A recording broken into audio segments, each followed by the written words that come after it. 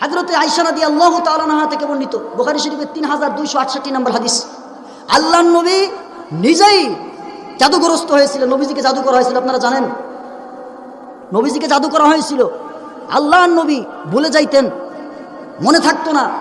যেটা মনে আসতো মনে হতো এটা হয় নাই, যেটা হতো না মনে হতো এটা হয়েছে। হঠাৎ একদিন স্বপ্ন দেখলেন। আয়েশা রাদিয়াল্লাহু তাআলা আনহাকে বলেন, আয়েশা, আমি স্বপ্ন দেখলাম দুইজন লোক, আমার মাথার কাছে একজন, পায়ের কাছে একজন।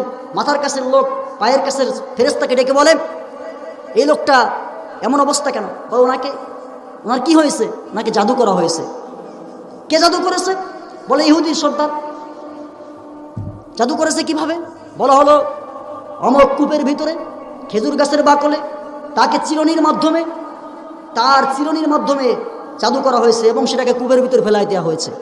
আল্লাহ নবী স্বপ্নের ভিতরে যেইভাবে দেখলেন, আল্লাহ নবী যখন জাগনা পেলেন সেটা আয়েশাকে বর্ণনা করলেন এবং নবীজি নিজে গেলেন, যাই দেখলেন এটাই তো সেই কূপ, এই কূপ আমাকে স্বপ্নের ভিতরে দেখানো হয়েছিল।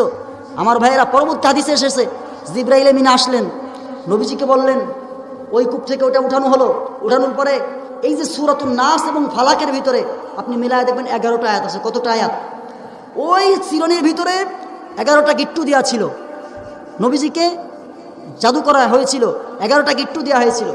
আল্লাহ নবী এক একটা আয়াত তিলাওয়াত করে, সূরাতুল ফালাক এবং সূরাতুন নাসের এক একটা আয়াত তিলাওয়াত করে আর এক একটা গিট্টু খোলে।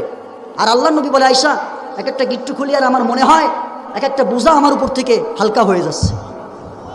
পুরো গিরাগুলো খোলা হয়ে গেল। আল্লাহ নবী বলেন, আয়েশা, এতদিন এই কয়দিন পরে আমার কাছে মনে হলো আমার উপর থেকে আসমান পর্যন্ত একটা বোঝা আমার উপর থেকে সরাই নেওয়া হলো। আল্লাহ রাব্বুল আলামিন নিজে কোরআন নাজিল করে দিলেন, ওগো নবী, আপনার ওকে জাদু করা হয়েছে, আপনি সূরাতুন নাস এবং ফালাক করে এটাকে দূর করে ফেলেন।